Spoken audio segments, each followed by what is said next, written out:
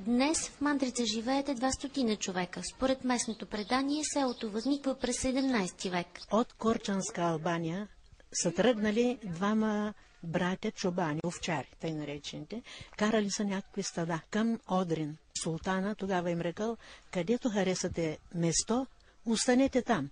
А пък за турската войска е трябвало много стада да има, да хранят войската. И минавайки от тук тия двама братя, харесали тази местност, решават да направят мандра. От тази мандра селото остава Мандрица и се разраства до толкова, че ние, когато бяхме ученици, бяхме 1100 жители. Сега в Мандрица има предимно възрастни хора. Те още помнят албанския диалект, на който са говорили предците им. На нашия език добре дошъл е мисенierta. Местните жители са изключително гостоприемни.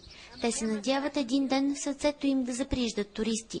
Така, според хората, Мандрица ще се съживи и ще се запазят уникалните кирпичени къщи. Едно време така беше, казам. Всички си градяха къщички кирпичени. И буби хранихме много. Заради тия буби. Тая къща толкова голяма. Заради буби, баба. Сега единственият спомен от бобарството са големите кирпичени къщи. Противно на очакванията, те са изключително устойчиви и определят специфичния облик на селото. Той има качествата на архитектурен резерват.